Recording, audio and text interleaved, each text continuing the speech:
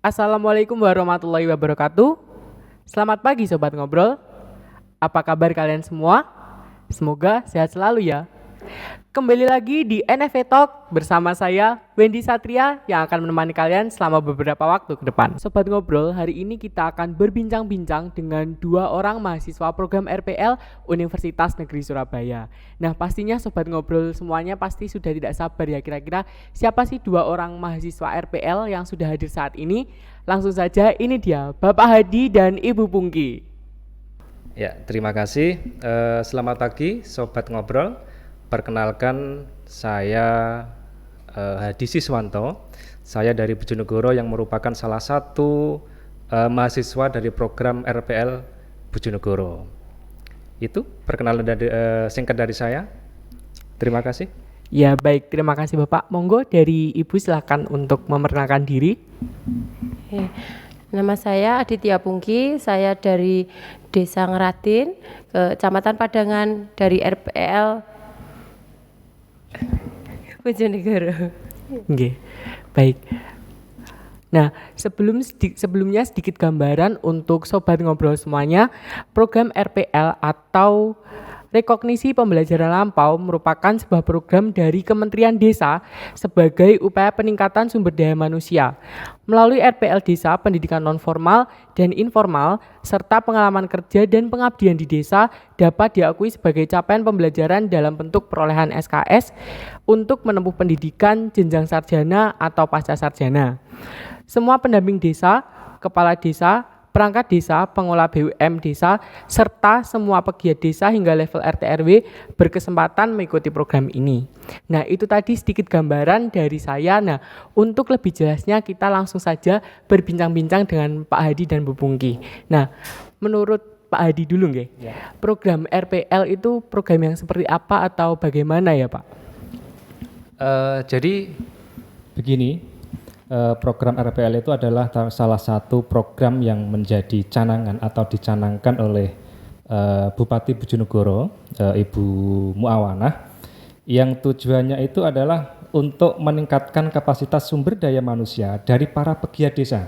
Nah, para pegiat desa ini adalah misalnya kepala desa, kemudian sekretaris desa, kemudian perangkat desa yang lain, kemudian ditambah lagi ada pengurus BUM desa, ini boleh mengikuti program RPL yang merupakan program dari Bupati Bojonegoro. Ya, itu salah satu wujud apresiasi dari Ibu Bupati kepada para pegiat desa. Baik. Seperti itu. Ya. Kalau dari pendapat Pak Hadi seperti itu. Nah, sekarang saya ingin mendengar pendapat dari Ibu Pungki sendiri. Nah, dari Ibu Pungki sendiri kira-kira program RPL itu program yang seperti apa atau bagaimana ya, Bu? Iya, program RPL program pengembangan sumber daya manusia, terutama untuk para pegiat desa, gitu. Karena kebanyakan kalau di desa itu kan sumber daya manusianya masih terbatas. Dengan adanya program ini diharapkan Bojonegoro mempunyai para pegiat desa yang sumber daya manusianya bisa lebih baik berkualitas lagi. Ya, jadi Sobat Ngobrol semuanya, sedikit kesimpulan bahwa program RPL ini merupakan sebuah wujud dari keinginan Bupati Bojonegoro untuk meningkatkan sumber daya manusia khususnya perangkat desa di Kabupaten Bojonegoro sendiri. Karena tidak bisa dipungkiri nggih Bapak Ibu bahwa sumber daya manusia yang berkualitas itu bisa meningkatkan kualitas dari Kabupaten Bojonegoro. Iya, betul sekali. Nah, Bapak Ibu, sebelumnya Nyon Sewu, ini saya sedikit tertarik dengan kan Bapak dan Ibu ini tergolong usianya prima ya Pak Bu. Nah, kenapa Bapak dan Ibu ini memilih untuk melanjutkan jenjang pendidikan yaitu dengan mengikuti program RPL ini? Monggo, kalau tadi dari Bapak atau dari Ibu? Jadi begini Mas, kenapa kita tertarik dengan program RPL ini? Menurut saya bahwa belajar itu tidak mengenal usia. Jadi belajar itu bisa kepada siapa saja, kemudian di usia berapapun akan tetap mempunyai kesempatan untuk memperoleh pengetahuan, memperoleh wawasan dan lain sebagainya yang sifatnya adalah untuk mengembangkan diri saya sendiri. Lebih-lebih kalau saya bisa mentransformasikan atau menularkan pengetahuan itu kepada masyarakat umum. Nah, ini salah satu keinginan saya memang. Saya itu kalau di jiwa saya itu memang di pemberdayaan, sehingga ini Baik. merupakan salah satu program yang pas menurut saya gitu. Menurut saya seperti itu. Ya, baik. Nah, dari Bapak Hadi sudah kita dengarkan mengapa beliau itu tertarik dengan program RPL ini. Nah, sekarang dari Bu Pungki sendiri. Kalau dari Bu Pungki sendiri bagaimana, Bu? Apa yang membuat Bu Pungki itu tertarik untuk sekiranya itu mengenyam pendidikan lagi di usia ibu yang tergolong prima ini? Kalau untuk saya sendiri sebenarnya itu saya sudah 2-3 tahun yang lalu itu sudah ada rencana untuk melanjutkan pendidikan. Hanya saja masih kan dengan berbagai pertimbangan itu masih mempertimbangkan beberapa hal. Alhamdulillah pada tahun ini ada kesempatan dari Kabupaten Bojonegoro, terutama oleh Bupati Bojonegoro, Pemkab dan Kementerian untuk memberikan kesempatan dengan mengadakan beasiswa RPL ini. Berarti ini kan sudah termasuk sebuah kesempatan emas. Jadi saya sangat tertarik sekali karena memang dari awal saya sudah ada rencana untuk melanjutkan, hanya saja menunggu kesempatan. Ternyata malah diberikan kesempatan yang sangat bagus sekali. Nggih. Memang tujuan Bapak dan Ibu ini kurang lebih sama, yaitu ada kemauan dari dalam diri Bapak Ibu Iya, betul untuk sekali. mengenyam pendidikan lagi. Saya sepakat sekali Bu dengan Bapak dan Ibu bahwa untuk mengenyam pendidikan itu kita tidak terbatas umur, tidak terbatas gender, bahkan jenis kelamin, status pekerjaan, karena memang untuk mengenyam pendidikan itu adalah hak semua orang. Leres nggih Bapak Ibu? Iya, betul sekali. Nggih. Nah, begini Bapak Ibu, kan di tengah usia Bapak Ibu yang prima ini ya, dan juga sekaligus pekerjaan Bapak Ibu yang di daerah itu, kira-kira bagaimana Bapak dan Ibu ini membagi waktu antara menjadi mahasiswa RPL dan juga sebagai petugas di daerah masing-masing? Monggo Bapak Ibu. Cara membagi waktu yang tepat kalau menurut saya itu kita tetap loyal terhadap tugas kita sebagai pegiat desa. Kita tetap melaksanakan tugas itu seperti kegiatan yang seperti di hari-hari biasanya. Jadi kita juga memberikan pelayanan, kita juga memberikan advokasi kepada masyarakat misalnya. Kemudian hal-hal seperti itu tetap kita lakukan seperti di hari-hari biasa. Kemudian terkait dengan perkuliahan, nah ini memang alhamdulillah sekali karena perkuliahan ini sifatnya masih daring, sehingga kita secara efisien bisa membagi waktu secara tepat gitu, sehingga kita bisa memanage waktu itu sesuai dengan apa yang kita inginkan gitu, seperti itu. Nggih, dari Ibu Pungki bagaimana Bu? Sama. Kalau saya itu kan dari jam kerja itu mulai hanya dari pagi dari pagi sampai jam 12 atau jam 1. Setelah itu sudah istirahat kan. Lah, itu jamnya kuliah kan di jam-jam setelah itu. Jadi alhamdulillah sampai saat ini masih lancar, tidak sampai bertabrakan, jadwalnya sudah sesuai, sudah tepat dengan kegiatan saya. Baik. Nah, pertanyaan yang selanjutnya Bu, apa alasan Bapak atau Ibu ini memilih program studi pendidikan luar sekolah? Karena setahu saya program RPL ini ada beberapa program studi ya Pak Bu. Nah, apa alasan Bapak Ibu memilih program studi pendidikan luar sekolah ini? Monggo Pak. Jadi begini, seperti yang saya sampaikan di awal tadi, bahwa kalau saya ini memang sukanya atau basicnya itu di pemberdayaan, sehingga PLS itu adalah salah satu sarana atau wahana yang tepat bagi saya untuk menguatkan sisi kemampuan saya di dalam pemberdayaan, sehingga ketika nanti kita aplikasikan ke masyarakat, sehingga ini akan sinkron gitu. Jadi basic saya memang di pemberdayaan, maka akan tepat jika saya ini menekuni di bidang PLS. Seperti itu. Nggih. Kalau dari Ibu Pungki? bagaimana Bu? Ya, sama dengan Pak Hadi, karena saya itu di desa bidang saya juga sebagai pendidik di pendidikan non formal, selain itu juga sebagai kader Posyandu, pendamping keluarga. Jadi menurut saya jurusan yang paling tepat untuk saya pilih adalah pendidikan luar sekolah, karena memang linear dengan bidang yang saya geluti. Ya, jadi program studi pendidikan luar sekolah ini memang sesuai dengan itu tadi ya, tugas dan juga passion dari Bapak Ibu sendiri. Saya juga sepakat Bapak Ibu. Saya sendiri memilih jurusan pendidikan luar sekolah ini juga berdasarkan minat saya gitu. Karena dulu waktu SMA saya juga banyak kegiatan sosial di masyarakat. Jadi saya ingin memperdalam lagi pengetahuan dan juga kemampuan saya terkait masyarakat dan sebagainya macamnya ya melalui pendidikan luar sekolah ini. Memang pendidikan luar sekolah ini jurusan yang benar-benar sangat dekat dengan masyarakat ya Bapak Ibu.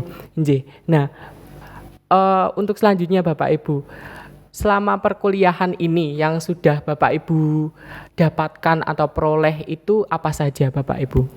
Jelas yang pertama dari sikap Mas, ada perubahan sikap dari diri saya bisa merasakan perubahan itu, misalnya seperti ini, bagaimana cara menghadapi masyarakat yang apa namanya, nuwun sewu, wawasannya itu mungkin atau SDM-nya itu rendah, sehingga kita itu punya strategi bagaimana cara kita itu menghadapi mereka gitu. Nah di PLS inilah kita temukan solusinya.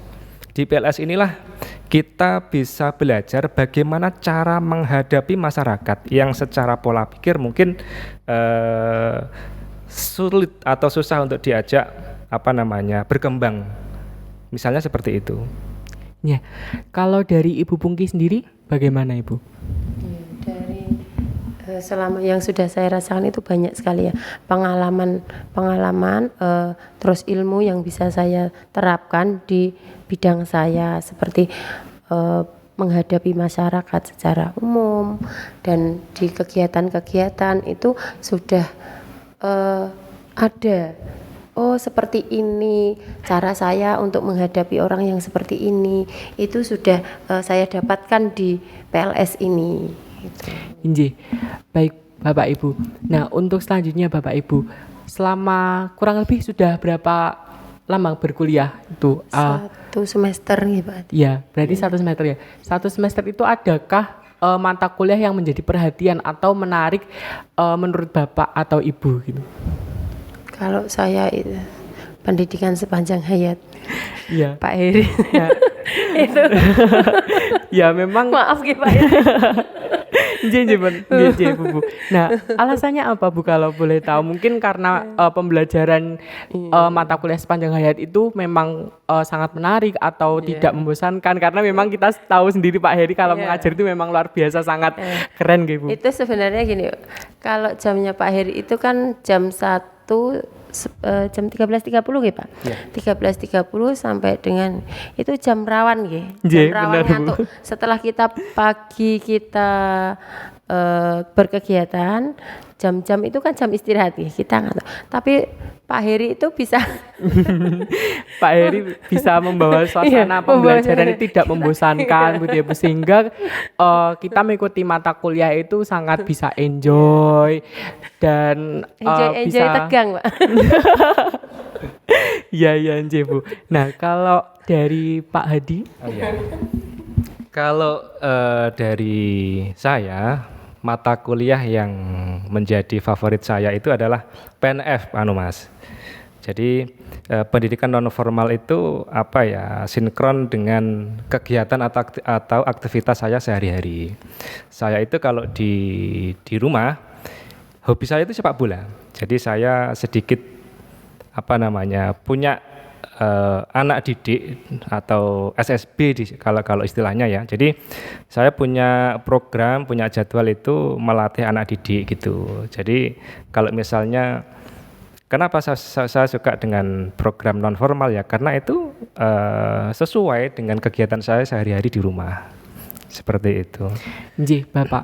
Nah, kalau kita tadi sudah membicarakan tentang mata kuliah yang menarik perhatian dan juga menurut Bapak Ibu itu menjadi favorit Bapak dan Ibu. Nah, sekarang kira-kira adakah momen-momen atau hal-hal yang menurut Bapak atau Ibu itu sulit dilupakan selama 1 semester ini belajar pendidikan non formal atau PLS ini? Gini, jadi kalau kita bicara soal momen yang sulit untuk dilupakan atau yang tidak bisa dilupakan itu justru lebih ke ininya, ke teman-teman sendiri. Jadi teman-teman sendiri itu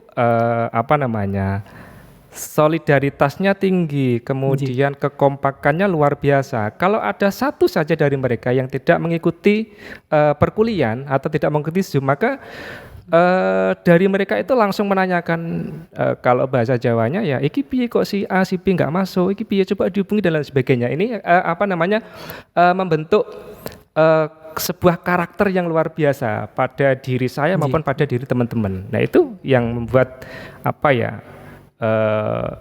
tidak bisa saya lupakan lah dalam hidup saya. Seperti itu. Inji. Kalau dari Ibu Pungki bagaimana, Bu? Kekompakan kan dibandingkan dengan jurusan lain, untuk PLS itu 29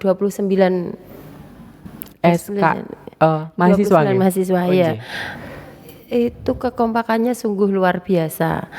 Satu atau 2 orang tidak hadir, maka yang lain akan segera mengingatkan, saling mengingatkan.